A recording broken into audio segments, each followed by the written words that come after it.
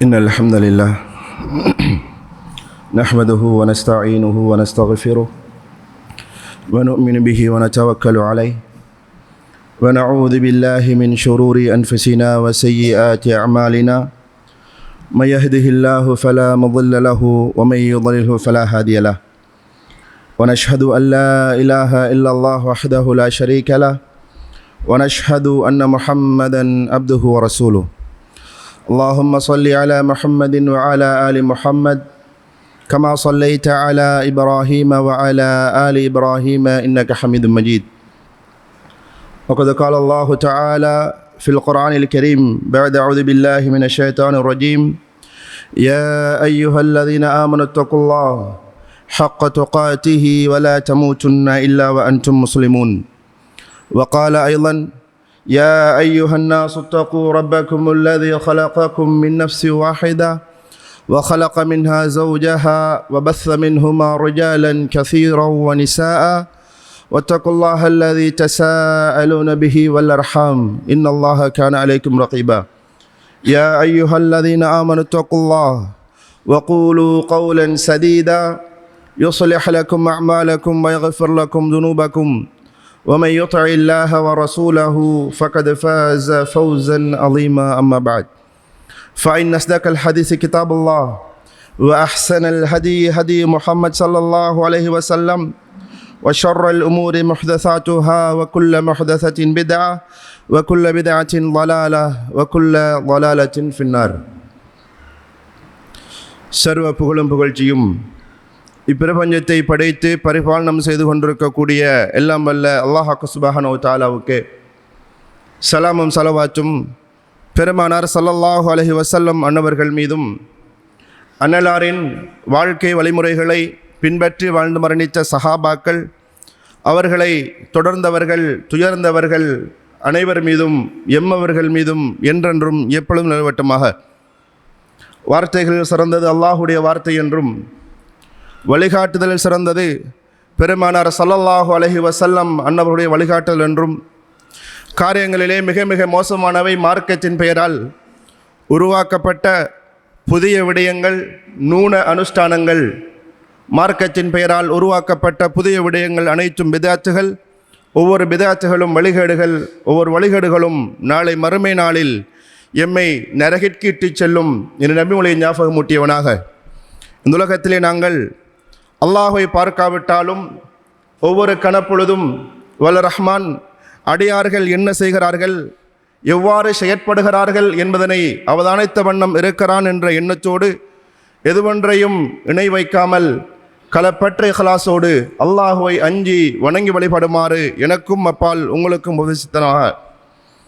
அன்பார்ந்த உறவுகளே, அல்லாஹுடைய அடியார்களே, இன்றைய தினம் இந்த ஜும்ஆ உரையூடாக ஈமானிய சுவையை உணர்ந்த சமூகத்தின் வாழ்க்கையும் நம் நிலையும் என்ற தலைப்பினூடாக ஒரு சில விடயங்களை ஞாபகமூட்டுவது காலத்தின் தேவையாக இருக்கிறது.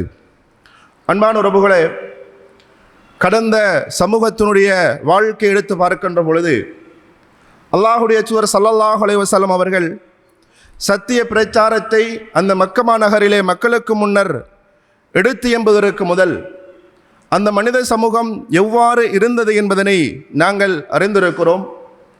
ஐயாமுல் ஜாஹிலியா என்று சொல்லக்கூடிய ஜாஹிலியத்தான சிந்தனைகளோடும் அவர்கள் இஸ்லாத்திற்கு புறம்பான மனிதத்திற்கும் மனித நேயத்திற்கும் புறம்பான மாற்றமான ஏராளமான செயற்பாடுகளை செய்து கொண்டு மனோ இச்சைகளை பின்பற்றியவாறு அவர்கள் நினைத்தாற்போல உலக வாழ்க்கையை அனுபவித்து கொண்டும் வாழ்வை கடந்து கொண்டு இருந்தார்கள். இஸ்லாமிய மார்க்கம் அந்த சமூகத்திற்கு வந்தது மிக பெரும் தலை சிறந்த மனிதர்களாக, உலகம் போற்றும் மாமனிதர்களாக அந்த சமூகம் மாறியது. அந்த சமூகம் அவ்வாறு மாற்றப்படுவதற்கு அடிப்படை காரணம் அவர்கள் கொண்டிருந்த ஈமான். இஸ்லாத்தை எடுத்தியம்பிய பொழுது அவர்கள் உள்ளத்திலே குடிகொண்ட ஈமான், அவர்கள் உணர்ந்த ஈமானிய சுவைதான் அவர்களை இன்றும் அந்த சஹாபா பெருமக்களாகிய அவருடைய பெயர்கள் சொல்லப்படுகின்ற பொழுது ரலியல்லாஹு அன்ஹும் வரது அன்ஹு, மௌட்டிகத்திலும் மூடத்தனத்திலும் மடத்தனமான சிந்தனைகளிலும் வாழ்ந்த அந்த மக்களை அவர்களை பெயர்கள் சொல்லப்படுகின்ற பொழுது அல்லாஹும் அவர்களை பொருந்தி கொண்டான் என்ற அந்த வாசகத்திற்கு நாமத்திற்கு சொந்தக்காரர்களாக உலகம் அழிகின்ற வரை அல்லாஹு தஆலா அந்த சமூகத்திற்கு சிறப்பை வழங்குகிறான். காரணம், அவர்கள் அப்படிப்பட்ட ஒரு வாழ்க்கையை வாழ்ந்தார்கள். அந்த வாழ்க்கையை நாங்கள் அறிகின்ற சந்தர்ப்பத்தில், அந்த அவர்கள் வாழ்ந்த வாழ்க்கையை நாங்கள் அறிந்து கொள்கின்ற அந்த சந்தர்ப்பத்தில் எங்களுடைய வாழ்க்கையையும் அவ்வாறு மாற்றத்தக்க ஒரு வாழ்க்கை என்பதை நாங்கள் புரிந்து கொள்ளலாம். அவர்களால் அல் குர்ஆன் சுன்னாவை அவர்கள் கடைபிடித்ததனால், இந்த சத்திய கொள்கையை அவர்களுடைய வாழ்வில் ஏற்றதனால் அவர்களது வாழ்க்கையும் இந்த அளவிற்கு மாறி இருக்கிறது என்றால், நாங்களும் அல் குர்ஆன் சுன்னாவை பின்பற்றினால் எங்களது வாழ்க்கையும் மாறும் என்ற அந்த சிந்தனை எங்களுக்கு வர வேண்டும். அன்பான உறவுகளே, உதாரணமாக சில நிகழ்வுகள். அல்லாஹுடைய தூதர் ஸல்லல்லாஹு அலைஹி வஸல்லமுடைய பாசறையில் வளர்க்கப்பட்ட நபித்தோழர் அபு மெஹ்சன் ரலியல்லாஹு அன்ஹு. இந்த நபித்தோழர் இஸ்லாமிய மார்க்கம் வருவதற்கு முதலிருந்தே குடிப்பழக்கத்திற்கு ஒரு அடிமையான நபித்தோழர். இவர் குடியிலே மூழ்கி தன்னால் அந்த குடியை விட முடியாது, மதுதான் தன்னை அடிமையாக்கி வைத்திருக்கிறது என்ற உணர்வில் இஸ்லாமிய மார்க்கத்திலும் வாழ்ந்து கொண்டிருக்கிறார். பல தரபைகள் இவருக்கு ஹத்து நிறைவேற்றப்பட்டிருக்கிறது. மனதிலே மிகவும் கஷ்டமான ஒரு உள்ளத்தோடு தன்னால் இந்த சாராயத்தை விட முடியவில்லை, மதுவை விட முடியவில்லை என்ற அந்த கவலையோடும் சாராயத்தை குடிக்க வேண்டும் என்ற எண்ணம் மிகைக்கின்ற பொழுது அவரை மீறி அவர் குடித்து இப்படி பல நிகழ்வுகளுடைய வாழ்க்கை நடக்கிறது. அல்லாஹுடைய தூதர் ஸல்லல்லாஹு அலைஹி வஸல்லம் அவர்களும் ஹத்து நிறைவேற்றி நபி ஸல்லல்லாஹு அலைஹி வஸல்லம் மரணிக்கிறாங்க. அபூபக்கர் ரலியல்லாஹு ஆட்சி வருகிறது, உமர் ரலியல்லாஹுடைய ஆட்சி காலமும் வந்துவிட்டது. இந்த நபித்தோழருடைய வாழ்க்கையில் மது அருந்துவதை விட முடியாத ஒரு நிர்பந்தத்திலே வாழ்ந்து கொண்டிருக்கிறார். உள்ளச்சிலே நெருடல், உள்ளச்சிலே கஷ்டம். அந்த கஷ்டத்தோடு மனவலியோடு தன்னால் இந்த ஹராத்தை விட முடியவில்லை என்ற இஹ்லாஸான கவலையோடு அவரது காலம் நகர்ந்து செல்கிறது. உமர் இப்னு கத்தாப் ரலியல்லாஹு ஆட்சி காலம் வருகிறது. இந்த நபித்தோழர் அவர் உமர் ரலியல்லாஹுடைய ஊரை விட்டு அவர் வேறு ஊருக்கு செல்கிறார். செல்கின்ற சந்தர்ப்பத்திலே உமர் ரலியல்லாஹு அவர்கள் அந்த நாட்டிலே கவர்னராக இருக்கிறார். சஅத் இப்னு அபீ வக்காஸ் ரலியல்லாஹு அவர்கள் அவருக்கு தகவல் அனுப்புகிறார். இவர் உங்களது பிரதேசத்திற்கு வந்திருக்கிறார், இவரை நீங்கள் கைது செய்யுங்கள், இவர் ஹத்து நிறைவேற்றப்பட வேண்டியவர் என்று சொல்லி அந்த இஸ்லாமிய சாம்ராஜ்யத்திலே கைது செய்யப்படுகிறார். இந்த அபு மெஹ்சன் அல் அஸதி ரலியல்லாஹு அன்ஹு கைது செய்யப்பட்டு சஅத் இப்னு அபீ வக்காஸ் ரலியல்லாஹு வீட்டிலே அவர் கட்டி போட்டு வைக்கிறார். அந்த சந்தர்ப்பத்திலே யுத்த காலம் ஒன்று வருகிறது. அந்த யுத்த காலத்திலே காதிசியா போர் நடக்கிற சந்தர்ப்பம். இவர் வீட்டிலே கட்டி போட்டுவிட்டு சஅத் இப்னு அபீ வக்காஸ் ரலியல்லாஹு அவர்கள் தன்னுடைய படையை எடுத்துக்கொண்டு காதிசியா யுத்தத்திற்கு சென்று விட்டார். நபித்தோழர் வீட்டிலே இருக்கிற சஅத் இப்னு அபீ வக்காஸ் ரலியல்லாஹுடைய மனைவிடத்திலே அனுமதி கேட்கிறார். அழைத்து சொல்கிறார், நான் இந்த யுத்த காலத்திலே கலந்து கொள்ள வேண்டும், இந்த யுத்தத்திற்கு நான் செல்ல வேண்டும், சென்று நான் எனது முகத்தை மறைத்து கொண்டு நான் தான் வந்திருக்கிறேன் என்பதை சஅதுக்கும் வேறு யாருக்கும் காட்டிக்கொள்ளாமல் நான் சென்று வருகிறேன். நான் உயிரோடு இருந்தால் மீண்டும் இதே இடத்திலே சஅத் இப்னு அபீ வக்காஸ் கட்டி போட்டதை போன்று இந்த இடத்தில் நான் வந்து அமர்ந்து கொள்வேன். நான் ஷஹீதாக்கப்பட்டு வரவில்லை என்றால் ஒரு மோசமானவனுடைய, ஒரு ஹராத்தை செய்கின்ற ஒரு மனிதனுடைய தொல்லையை விட்டும் நீங்கள் விடுதலை பெற்று விட்டீர்கள் என்று சொல்கிறார். இவரை கேட்ட பொழுது அந்த வீட்டில் இருந்த அந்த பெண்மணி அவரை அவிழ்த்து ஒரு துணியும் ஆயுதமும் கொடுத்து அனுப்புகிறார். முகத்தை மறைத்து கொண்டு காதிசியா யுத்தத்தை நோக்கி குதிரையில் செல்கிறார் வேகமாக. அந்த கட்டம் காதிசியா யுத்தம் முஸ்லிம்களுக்கு தோல்வியை ஏற்படுத்தக்கூடிய அளவிற்கு செல்கிறது. முஸ்லிம்களுடைய கை பலம் கொஞ்சம் கொஞ்சமாக குறைவடைகின்ற சந்தர்ப்பம். அந்த சந்தர்ப்பத்திலே இந்த சஹாபி அந்த களத்திற்குள்ளே நுழைகிறார். இவர் அபு மெஹ்சன் அல் அஸதி ரலியல்லாஹு அன்ஹு. களத்தில் நுழைந்ததுதான் தாமதம். அனைவருடைய பார்வையும் அவர் பக்கம் திரும்புகிறது. சஹாபாக்களுக்கு யாருக்கும் தெரியாது வந்திருப்பது இவர்தான் என்று தெரியாது. முகத்தை மறைத்து கொண்டு வருகிறார். மிகவும் மக்களுடைய முஸ்லிம்களுடைய பலம் குறைந்து போகின்ற கட்டத்தில் இவர் களத்தில் இறங்கி இவருடைய கரத்தால் அல்லாஹு தஆலா அந்த மக்களுக்கு வெற்றியை கொடுக்கிறான்.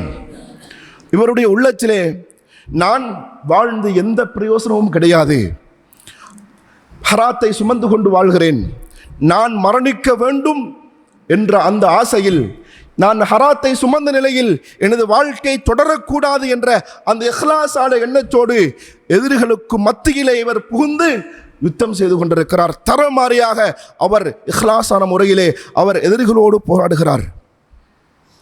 வெற்றி கொடுக்கப்படுகிறது. வாக்கு கொடுத்ததை போல தன்னை யார் என்று அடையாளப்படுத்தாமல் வெற்றி வாகையை முஸ்லிம்களுடைய கையில் பெற்று கொடுத்து விட்டு மீண்டும் கட்டி போட்ட சஅத் இப்னு அபீ வக்காஸ் ரலியல்லாஹு அன்ஹு அவர்கள் எப்படி கட்டி வச்சாங்களோ அதே இடத்துல வந்து அமர்ந்து விட்டார்.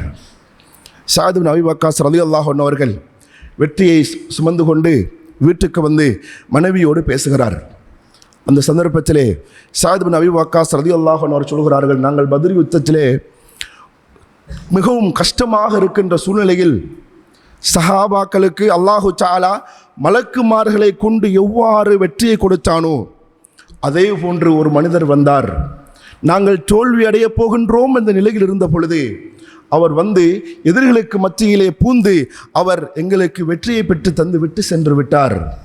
சொல்கிறார், இந்த அசதி ரலியல்லாஹு அன்ஹு அபு மெஹ்சன் அல் அசதி அவர்கள் விலங்கிடப்படவில்லை என்றால், கைது செய்து இங்கு கட்டி போட்டு வைக்கவில்லை என்றால், அவர் சொல்கிறார், இவர்தான் அங்கு வந்திருப்பார் என்று நான் நினைத்திருப்பேன். ஆனால் இவர் வந்திருக்க வாய்ப்பில்லை. ஆனால் அந்த மனிதனுடைய கையில் தான் எங்களுக்கு வெற்றி அல்லாஹு தஆலா தந்தான் என்று சொன்ன பொழுது அந்த மனைவி சொல்கிறார், வந்தவர் இவர்தான். நடந்த விடயத்தை சொல்லி மன்னிப்பு கேட்கிறார்.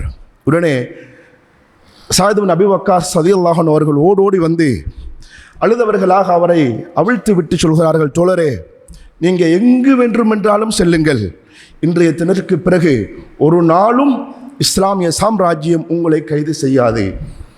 இதற்கு பிறகு ஒரு நாளும் இஸ்லாமிய சாம்ராஜ்யம் உங்களை கைது செய்யாது என்று சொன்ன பொழுது அல்லாஹு தஆலா மனிதனுடைய உள்ளத்தை மாற்றுவதற்கு ஒரு சந்தர்ப்பத்தை தருவான். சகோதரர்களே, அந்த சந்தர்ப்பத்தை பிடித்து அப்படிங்கிற வாழ்க்கையை நாங்கள் மாற்றிவிட வேண்டும். பாவங்கள் செய்யலாம். மனிதன் அந்த அடிப்படையில் ஈமான் குறைகின்ற பொழுது பாவங்கள் அவனுடைய வாழ்க்கையில் இடம்பெறும். ஆனால் அல்லாஹு தஆலா ஏதோ ஒரு கட்டத்தில் எங்களை உணர்த்துவதற்காக ஏதோ ஒரு நிகழ்வை தரலாம். அந்த நிகழ்வை நாங்கள் பயன்படுத்தி, அந்த சந்தர்ப்பத்தை நாங்கள் பயன்படுத்தி எங்களுடைய வாழ்க்கையை நாங்கள் மாற்றிவிட வேண்டும். அந்த அபு மெஹ்சன் அல் அசதி ரலியல்லாஹு அன்ஹு அவர்களுக்கு சஅத் இப்னு அபீ வக்காஸ் அவ்வாறு சொன்ன பொழுது அவர் சொல்லுகிறார், அல்ஹம்துலில்லாஹ், என் கையால் அல்லாஹு தஆலா வெற்றியை தந்து என்னை அல்லாஹு தஆலா கௌரவப்படுத்தினானே, இந்த அல்லாஹ்விற்காக நான் இதற்கு பிறகு ஒரு நாளும் மதுவை தொடவே மாட்டேன் என்று வல்லாஹி என்று சத்தியமிட்டு அந்த இடத்தை விட்டும் சொல்கிறார். அதற்கு பிறகு இஸ்லாமிய சாம்ராஜ்யம் அவரை கைது செய்யவும் இல்லை, கைது செய்யும் அளவிற்கு அவர் மதுவின் பக்கமும் நெருங்கவும் இல்லை. அன்பான உறவுகளே, 29 நோன்புகளை நாங்கள் கடந்தோம்.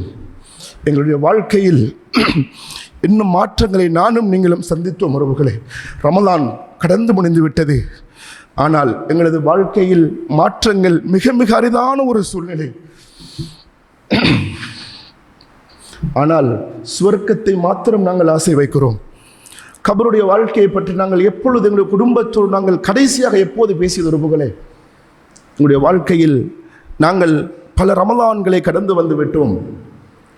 ஆனால் அந்த ரமலான் எங்களுக்கு கற்றுத்தந்தது, இஸ்லாம் ஹலால் ஆக்கியதை கூட என்னால் விட முடியும் என்ற பயிற்சியை தந்ததல்லவா? அந்த ரமலானை நாங்கள் பயன்படுத்தி இருந்தால் இன்றைக்கு வாழ்க்கை அழகான, நிம்மதியான, சந்தோஷமான ஒரு வாழ்க்கையை வாழலாம் இன்றைக்கு.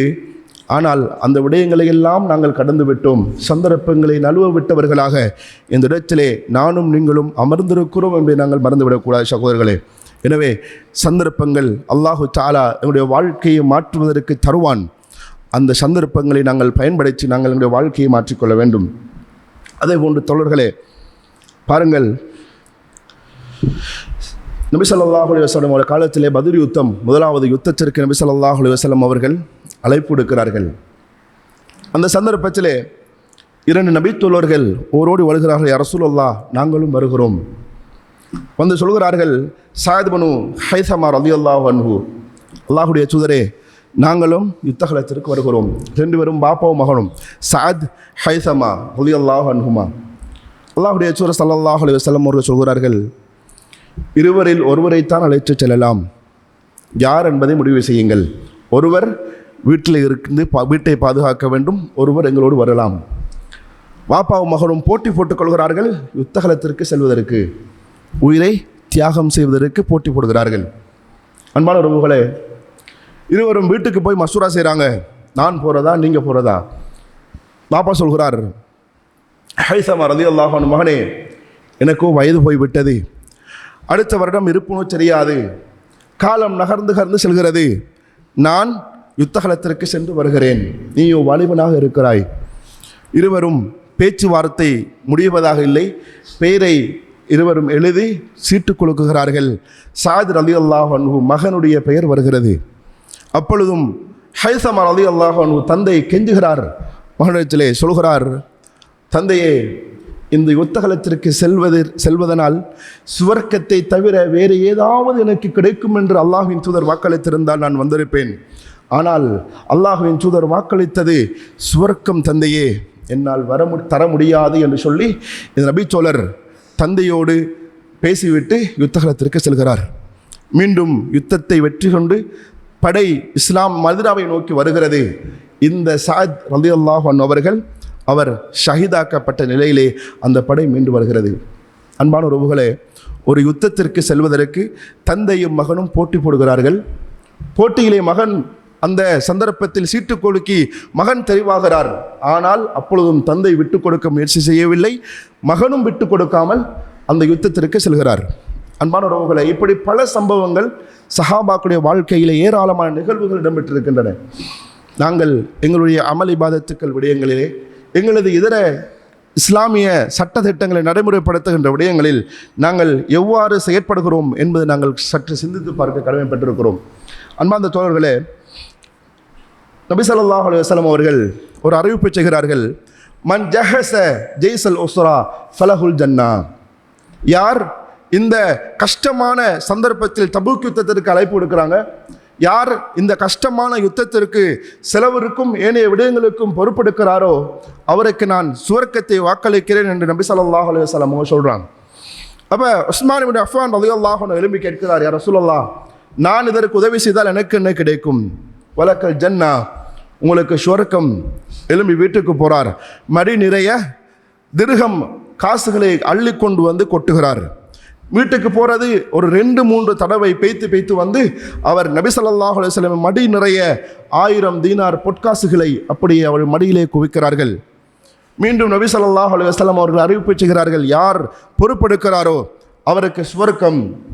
வீட்டுக்கு போய் அவருடைய குதிரைகள் ஒட்டகங்களை எல்லாம் தயார் செய்து வந்து சொல்கிறார், யா ரசூலல்லாஹ், இதோ எனது வாகனங்கள் ஒட்டகங்கள் அனைத்தும் தயார் நிலையிலே இருக்கிறது, யுத்தத்திற்காக நான் அனைத்தையும் தருகிறேன் யா ரசூலல்லாஹ்.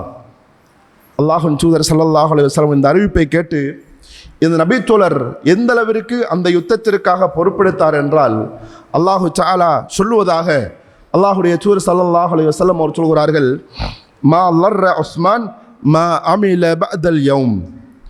இன்றைய தினத்திற்கு பிறகு அல்லாஹ் சொல்கிறானாம், உஸ்மான் இப்னு அஃபான் ரலியல்லாஹு அன்ஹு அவர்களை பார்த்து, இன்றைய தினத்திற்கு பிறகு உஸ்மான் நாடியதை, அவர் விரும்பியதை செய்யட்டும், அவருக்கு எதுவும் தீங்களிக்காது. சுப்ஹானல்லாஹ். அன்பான உறவுகளே, ஒருவர் அல்லாஹுடைய பாதையில் செலவழித்து அந்த செலவழிப்பின் ஊடாக அல்லாஹு தஆலா இப்படியான ஒரு நற்சான்றிதழை வழங்கி இப்படியான ஒரு சிறப்பை அவருக்கு வழங்குகிறான் என்றால், அன்பான உறவுகளே, நாங்கள் இஸ்லாத்திற்காக எதனை செலவழிக்கிறோம்?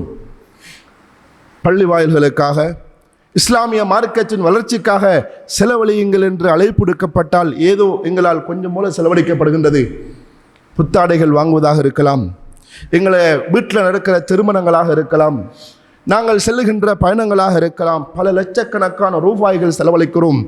பள்ளி வாயிலில் சந்தா வழங்குங்கள் என்று ஏதாவது ஒன்று சொன்னால் ஒரு 100 ரூபாய் சந்தாவை கொடுத்து விட்டு செல்கிறோம். அல்லது பள்ளி வாயிலில் ஏதோ ஒரு கட்டுமானம் செலவு செய்யுங்கள் என்றால் ஏதோ ஒன்றை ஒரு 500 ரூபாய் 1000 ரூபாயை கொடுத்து விட்டு செல்கிறோம். அன்பான உறவுகளே, இதுவல்ல இஸ்லாமிய ஈமானிய சுவையை உணர்ந்த சமூகம். அவர்கள் அள்ளி கொடுத்தார்கள். நாங்கள் அடிக்கடி ஞாபகப்படுத்தப்படுகின்ற சம்பவம், பெருநாள் திரள்களில் சொல்லப்படுகின்ற சம்பவம் என்ன? அல்லாஹுடைய தூதர் ஸல்லல்லாஹு அலைஹி வஸல்லம் அவர்கள் பெண்கள் பகுதிக்கு சென்று, பெண்களே தஸத்தக்ன, ரஅய்துகுன்ன அக்ஸர அஹ்லின் நார், பெண்களே தர்மம் செய்யுங்கள், உங்களை அதிகமானவர்களை நரகத்தில் கண்டேன். அந்த பெண்மணிகள் தங்களது காதுகளில் ஆபரணங்களாக இருந்த தங்கங்களை கலட்டி நபி ஸல்லல்லாஹு அலைஹி வஸல்லம் அவர்கள் கொண்டு சென்ற பிலால் ரலியல்லாஹு அன்ஹுடைய விருப்பிலே போட்டார்கள், தங்கங்களை கலட்டி கொடுத்தார்கள். அந்த ஈமானிய சமூகம் எங்கே? இன்றைக்கு நாங்கள் அல்லாஹுடைய பாதையில் செலவழிப்பதற்கு யோசிக்கிற எங்களது ஈமான் எங்கே சகோதரர்களே? இதுதான் எங்கட ஈமான் என்பதை புரிந்து கொள்ள வேண்டும். ஆனால் நாங்கள் அந்த சஹாபாக்கள் செலவழித்து விட்டு, அந்த சஹாபாக்கள் தியாகங்கள் செய்துவிட்டு சுவர்க்கத்தை ஆதரவு வைத்தார்கள். ஆனால் நாங்கள் எதுவும் செய்யாமல் சுவர்க்கத்தை ஆதரவு வைக்கிறோம், ஆசை வைக்கிறோம். என்ன நியாயம் உறவுகளே? அன்பார்ந்த சகோதரர்களே, அல்லாஹு தஆலா எங்களை பாதுகாக்க வேண்டும். சஹாபாக்கள் எந்த அளவிற்கு சுவர்க்கத்தை ஆதரவு வைத்தார்கள், அல்லாஹு தஆலா அவர்களோடு எவ்வாறு நடந்து கொண்டான். ஒரு அழகான சம்பவம். நபி ஸல்லல்லாஹு அலைஹி வஸல்லம் அவர்களுக்கு உதவி செய்வதற்காக ஒரு நபி தோழர் நடுநிசி நேரம் நபி ஸல்லல்லாஹு அலைஹி வஸல்லம் அவர்கள் உதவி செய்வதற்காக எழும்புகிறார். வெளியில் இது நபி தோழர் தண்ணி எடுத்துக்கொண்டு ரெடியாக நிற்கிறார். நபி ஸல்லல்லாஹு அலைஹி வஸல்லம் அவங்க நடுநிசியில் தொழுறதுக்கு எழும்பி உதவி செய்ய போகல, தண்ணியோட வெளியில் ஆள் நிற்குது.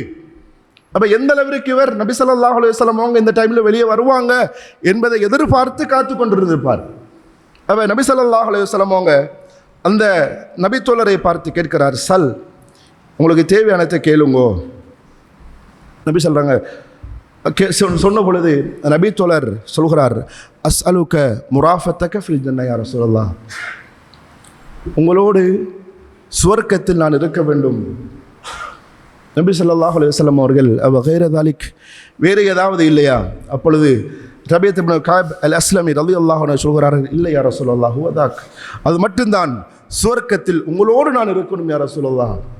அதே போன்று இன்னும் ஒரு நபித்தோழர் பள்ளி வாயிலே வாடிய முகத்தோடு, முகமெல்லாம் கலர் மாறி போய்த்து பள்ளியில் கவலையோடு உட்கார்ந்து இருக்கிறார்கள். அல்லாஹுடைய தூதர் ஸல்லல்லாஹு அலைஹி வஸல்லம் அவங்க நபித்தோழரை பார்த்து கேட்கிறார், தோழரே, உங்களோட முகம் இப்படி மாறுறதுக்கு என்ன காரணம்? ஏன் நீங்கள் இப்படி இருக்கிறீங்க கவலையோட? அல்லாஹுடைய தூதர் ஸல்லல்லாஹு அலைஹி வஸல்லம் அவர்கள் கேட்ட பொழுது அந்த நபித்தோழர் சொல்கிறார், யா ரசூலல்லாஹ், நான் பசியாலேயோ கஷ்டத்தாலேயோ இப்படி இருக்கல. நான் வீட்டுக்கு போனால் உங்களை எப்பொழுது பார்ப்பேன் என்ற கவலை எனக்கு மேலெழுகிறது.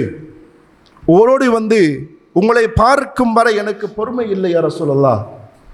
ஆனால் அந்த நபித்தோழர் தொடர்ந்து சொல்கிறார், சௌபான் ரலியல்லாஹு அன்ஹு அவர்கள், ஸக்கர்து மௌதி வ மௌதக், அல்லாஹுடைய தூதரே, இங்கு நான் உங்களை பார்க்க வேண்டும் என்ற ஆசை ஓரோடி வந்து பார்க்கிறேன் யா ரசூலல்லாஹ். எனது மரணத்தையும் உங்களது மரணத்தையும் நான் நினைத்து பார்க்கிறேன். நீங்கள் மரணித்தால் உங்களது படித்தரம் நபிமார்களோடு உயர்ந்து சென்று விடுவீர்கள். ஆனால் நான் மரணித்தால், நான் சுவனம் நுழைந்தால் சாதாரண ஒரு மனிதனாக ஏனைய மனிதர்களோடு நான் இருப்பேன் யா ரசூலல்லாஹ். உங்களை நான் வந்து எப்படி பார்ப்பது அல்லாஹுடைய தூதரே? சௌபான் ரலியல்லாஹு அன்ஹு அவர்களை பற்றி சொல்கின்ற பொழுது, அல்லாஹுடைய தூதரோடு மிகவும் நெருக்கமான, மிகவும் நேசத்திற்கு ஒரு நபித்தோழர். அவரது கவலை இது சகோதரர்களே. நடுநிசி நேரத்திலே தண்ணீரை வைத்துக்கொண்டு காத்திருந்த அந்த நபித்தோருடைய கவலையும் அது. அனைத்து நபித்தோழர்களும் இதே கவலையில் இருந்தார்கள் தோழர்களே. எப்படி நாங்கள் உங்களை பார்ப்பது சுவர்க்கத்திலே யா ரசூலல்லாஹ்? அல்லாஹுடைய தூதர் என்ன சொல்வதென்று புரியவில்லை. அப்படியான ஒரு நிகழ்வு, அப்படியான ஒரு கேள்வி. உங்களை நாங்கள் சுவர்க்கத்தில் பார்க்க இயலாதே, எப்படி நாங்கள் பார்க்கறது யா ரசூலல்லாஹ்? நபி ஸல்லல்லாஹு அலைஹி வஸல்லம் அவர்கள் அமைதியாக இருக்கிறார்கள். உடனே அல்லாஹு தஆலா அந்த மக்களை அமைதிப்படுத்துவதற்காக வஹி இறக்குகிறான். சூரத்துன் நிசா அல்லாஹு தஆலா வஹி இறக்கி அந்த மனிதர்களுடைய உள்ளத்தை அமைதிப்படுத்துகிறான். சூரத்துன் நிசா 69வது வசனம்.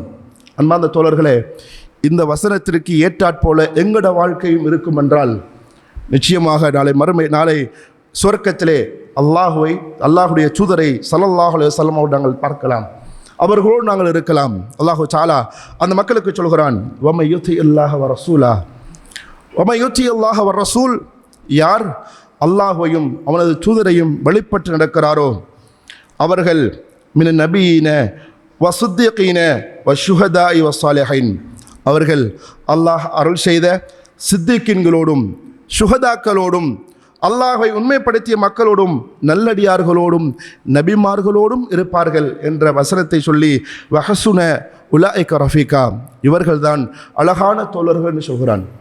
அன்பான உறவுகளே, இந்த அல்லாஹ்வையும் அவனது தூதரையும் பின்பற்ற வேண்டும்.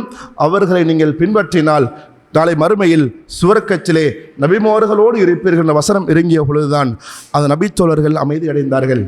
அன்பான தோழர்களே, அவர்கள் அமைதி அடைந்தாலும் சுவர்க்கவாதிகள் என்று சொல்லப்பட்டாலும் அவர்கள் தங்களை தாங்களே நிந்தித்தவர்களாக, எங்களுடைய வாழ்க்கை என்ன ஒரு வாழ்க்கை நாங்கள் வாழ்கிறோம் என்ற கவலையோடும் ஆதங்கத்தோடும் ஒரு மோசமான உலகத்திலே நாங்கள் வாழ்கிறோம் என்பதை அவர்கள் உணர்ந்துதான் வாழ்ந்தார்கள். இந்த வசனத்தை நபி ஸல்லல்லாஹு அலைஹி வஸல்லம் அவர்கள் ஓதி காட்டிய பொழுது அந்த சஹாபாக்கள் சந்தோஷம் அடைந்தார்கள். அன்பான சகோதரர்களே, ஸஅத் இப்னு ஆமிர் ரலியல்லாஹு அன்ஹுடைய சம்பவம் எங்களுக்கு ஒரு அழகான எடுத்துக்காட்டு சம்பவம். இந்த சம்பவங்களை எல்லாம் நாங்கள் படிக்கின்ற பொழுது மனிதர்கள் இவ்வாறும் வாழ்ந்திருக்கிறார்கள், இந்த அல் குர்ஆன் சுன்னா அவர்களை இவ்வாறும் மாற்றி இருக்கிறதை நாங்கள் புரிந்து கொள்ளலாம். ஆனால் எங்களுக்கு மட்டும் இந்த மாற்றம் வருதில்லை என்றால் ஒன்றை மாத்திரம் நாங்கள் தெளிவாக புரிந்து கொள்ள வேண்டும். என்ன தெரியுமா? நாங்கள் மாற வேண்டும், எங்களுடைய வாழ்க்கையில் மாற்றம் ஏற்பட வேண்டும் என்பதில் நாங்கள் உண்மையாளர்களாக இல்லை. ஒரு பயானை கேட்கிற பொழுது நானும் திருந்தோனும், வெளியே போனால் அது முடிஞ்சு. இஹ்லாஸ் இல்லை சகோதரர்களே, திருந்த வேண்டும் என்ற எண்ணத்தில் இஹ்லாஸ் இல்லை. இல்லாதன் காரணம்தான் எங்களை அல்லாஹு தஆலா அந்த திருந்துதல் என்ற பக்கம் அல்லாஹ் நகர்த்தாமல் இருக்கிறான். வெறுமனே ஒரு நிகழ்வை கேட்கிற பொழுது, ஒரு உபதேசத்தை கேட்கிற பொழுது யாராவது ஒருத்தர் எங்கள்கிட்ட வந்து இப்படி எல்லாம் செய்யாதீங்க, இதெல்லாம் ஹராம் என்று சொன்னால் அவர்கிட்டே சொல்கிறது என்ன செய்ய, திருந்துடம் தான், துவா செய்யுங்க என்று போயாச்சு. அதற்கு பிறகு திருந்த வேண்டும் என்ற முயற்சி கிடையாது, தன்னைத்தானே நிந்திக்கின்ற அந்த உணர்வு கிடையாது. மனம் போன பிரகாரம் அதே நிலைப்பாட்டில் நாங்கள் இருப்பது தான் எங்களுடைய வாழ்க்கையில் அல் குர்ஆன் சுன்னா. தோழர்களை பார்த்து உமர் இப்னு கத்தாப் கேட்கிறார்கள், தோழர்களே, அல்லாஹ்விடத்தில் நீங்கள் பிரார்த்தித்தால் எதனை கேட்பீர்கள்? ஒவ்வொருத்தரும் ஒவ்வொரு விடயங்களை சொல்கிறாங்க.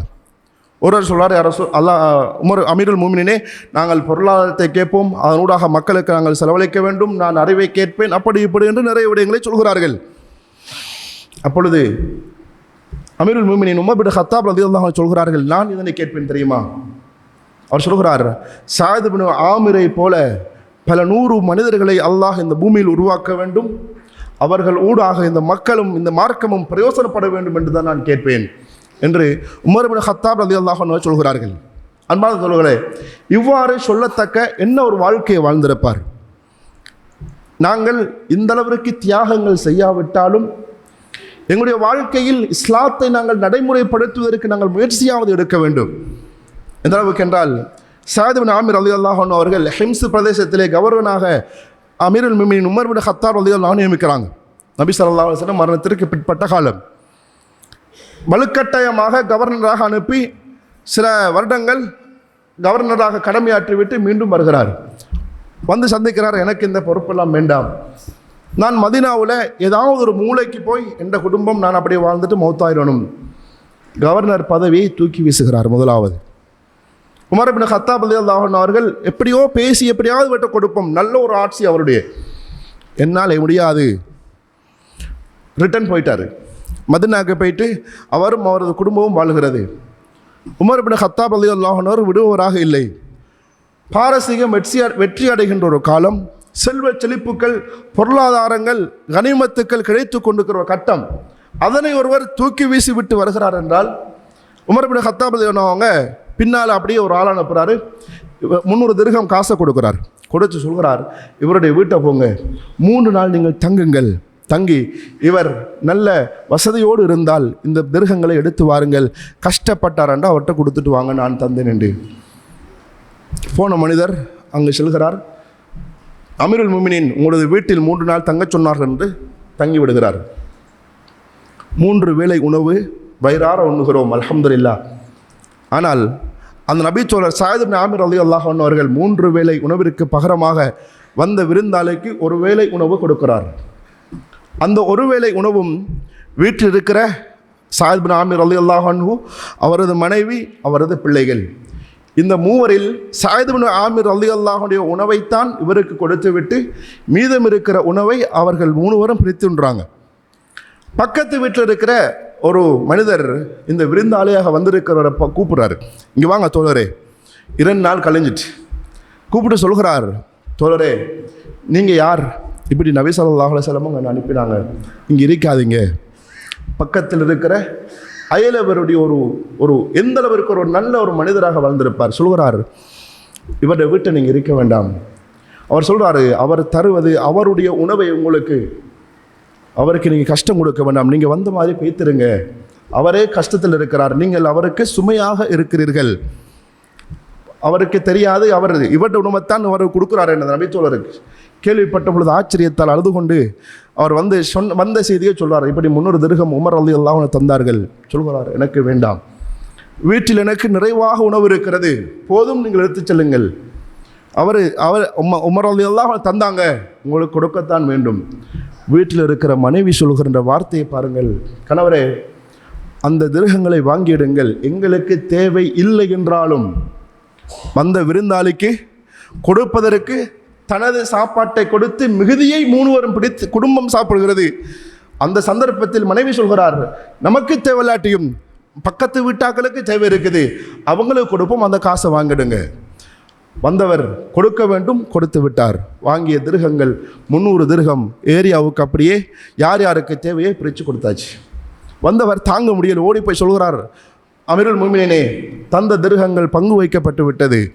மீண்டும் ஒரு ஆள் அனுப்புகிறாரு, அனுப்பி அவர் வர சொல்லுங்க, உமர் ரலியல்லாஹு அன்ஹு என்ன வந்து சந்திக்க சொல்லுங்க. ஆட்சியாளர் தகவல் சொல்கிறார், வர வேண்டும், வந்து விட்டார். வந்து கேட்கிறார், உமர் ரலியல்லாஹு அன்ஹு, சாது ஆமீரே, நான் தந்த காசியை நீங்கள் என்ன செஞ்சீங்க? நீங்கள் தந்தீங்க, ஏண்ட பொறுப்பு, உங்களுக்கு சொல்ல வேண்டிய அவசியம் கிடையாது. நான் தர்மம் செஞ்சிட்டேன் என்ற வார்த்தையை முந்தவில்லை. நீங்கள் தந்த காசு எனக்கு, நான் அதை கொடுத்து விட்டேன் என்று சொல்லலை. நான் ஏன் உங்களுக்கு சொல்லணும்? திரும்ப திரும்ப வற்புறுத்தி கேட்ட பொழுது சொல்கிறார், தேவையுடையவர்களுக்கு கொடுத்து விட்டேன். அழுதவர்களாக சொல்கிறார், அவருடைய தோழர்களுக்கு சொல்லி 2 துணி தானியங்கள் சேர்த்து அப்படியே கொண்டு வந்து முன்னால் வைக்கிறார்கள். தோழரே, இதனை எடுத்துக்கொண்டு செல்லுங்கள் உங்களது வீட்டுக்கு. சொல்கிறார், எனக்கு எதுவும் வேண்டாம், 3 நாட்களுக்கு போதுமான உணவு வீட்டில் இருக்கிறது. 3 நாட்களுக்கு போதுமான உணவு வீட்டில் இருக்குது.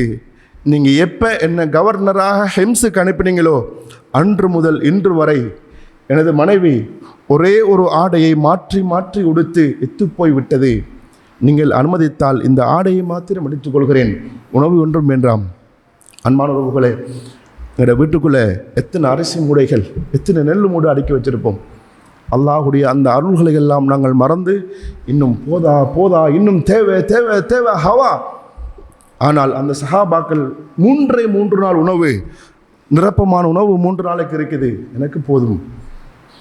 அன்பான தோழர்களே, இதுதான் ஈமானிய உறவுகள் அல்லாஹுடைய தூதர் ஸல்லல்லாஹு அலைஹி வஸல்லம் அவர்கள் வளர்த்தார்கள். எங்களுடைய ஈமான் எங்கே இருக்கிறது?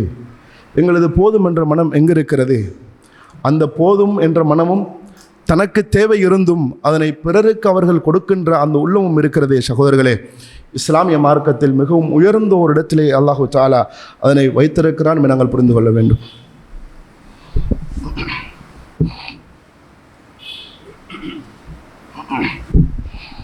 அல்ஹம்துலில்லாஹ், அஸ்ஸலாத்து வஸ்ஸலாமு அலா ரசூலில்லாஹ் வ அலா ஆலிஹி வ ஸஹ்பிஹி வ மன் தபியஹு பி இஹ்சானின் இலா யௌமிddin அம்மா பஅத்.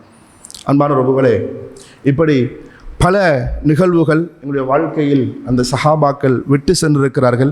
எங்களுக்கு படிப்பினைக்காக, கொள்கை உறுதியாக இருக்கலாம், அடுத்தவர்களுடைய விடயத்தில் நடந்து கொண்ட விடயங்களாக இருக்கலாம், அனைத்திலும் அழகான முன்மாதிரி மிக்க சமுதாயத்தை அல்லாஹுடைய தூதர் ஸல்லல்லாஹு அலைஹி வஸல்லம் அவர்கள் உருவாக்கி சென்றார்கள். இன்றைக்கு நாங்கள் மார்க்கத்தை எதனோடு சுருக்கி இருக்கிறோம் சகோதரர்களே? மையத்தொண்டா இஸ்லாமிய முறைப்படி நடக்கணும், நிக்காஹ் உண்டா இஸ்லாமிய முறைப்படி நடத்தணும். இது 2லும் மார்க்கம் பேணப்படுகின்றது. மார்க்கம் தூக்கி வீசி இருக்கிற சமூகமாக நானும் நீங்களும் மாறி இருக்கிறோம், அல்லாஹ் அருள் செய்ததை தவிர. அன்பான சகோதரர்களே, குர்ஆன் சுன்னா பள்ளிகள் இன்றைக்கு வெறிச்சோடி போய்விட்டன. ஃபத்வாக்கள் ஒரு பக்கம் இருக்கத்தக்கன. இன்றைக்கு நாங்கள் குர்ஆன் சுன்னா பள்ளியை முற்படுத்தி அந்த பள்ளி வாயில்களில் தொழ வேண்டும் என்ற ஆசை, ஆர்வம் இல்லாதவர்களாக நாங்கள் மாறிவிட்டோம். எங்கும் தொழலாம், ஃபத்வாவை ஒரு சைட்டில் வைப்போம். நாங்கள் குர்ஆன் சுன்னாவை பின்பற்றுகிறவர்கள், குர்ஆன் சுன்னாவின் முறைப்படி நாங்கள் தொழ வேண்டும் என்று ஆசைப்படுகிறவர்கள், குர்ஆன் சுன்னா பள்ளி வாயில்கள் எங்களுக்குரிய பள்ளி வாயில்கள் என்று நாங்கள் உறுத்தானவர்கள். இஸ்லாமிய மார்க்கத்தை அதற்காக நாங்கள் சஹாபாக்கள் சத்திய மார்க்கத்திற்காக அவர்கள் கொண்ட கொள்கைக்காக பல தியாகங்கள் செய்தார்கள். இன்றைக்கு நாங்கள் கொண்ட கொள்கைகள் உறுதியாக இருக்கின்றோமா? எங்களது கொள்கைகள் என்னவென்று நாங்கள் புரிந்திருக்கின்றோமா? உறவுகளே, அல்லாஹு தஆலா அருள் செய்ய வேண்டும். இதே நிலையில் எங்களது வாழ்க்கை கடந்தோடும் என்றால் இஸ்லாமிய மார்க்கத்தை விற்ற ஒரு சமூகமாக, இஸ்லாமிய மார்க்கத்தை மறைத்த ஒரு சமுதாயமாக நாங்கள் மாறிக்கொண்டிருக்கிறோம் என்பதை புரிந்து கொள்ள வேண்டும். வல்ல ரஹ்மான் சத்திய கொள்கையை தெளிவாக படித்து அதன் ஊடாக சோனம் நுழையக்கூடிய மக்களாக நம் அனைவரையும் மாற்ற வேண்டும். சஹாபாக்கள் ஈமானிய சுவையை உணர்ந்து அந்த ஈமானிய சுவையின் ஊடாக அவர்கள் எப்படி சுவர்க்கத்திற்கு சொந்தக்காரர்களாக மாறினார்களோ அதே போன்று நாங்களும் இந்த ஈமானிய சுவையை உணரக்கூடிய மனிதர்களாக மாற வேண்டும் என்றால் எங்களுடைய ஈமான் எந்த தரத்தில் இருக்கிறது நாங்கள் பரிசோதிக்க வேண்டும். பரிசோதிப்போம். நிச்சயமாக வல்ல ரஹ்மான் எங்களது வாழ்க்கையை மாற்றுவதற்கு போதுமானவன். வாஹிரு தஅவதி அனில் ஹம்துலில்லாஹி ரப்பில் ஆலமீன்.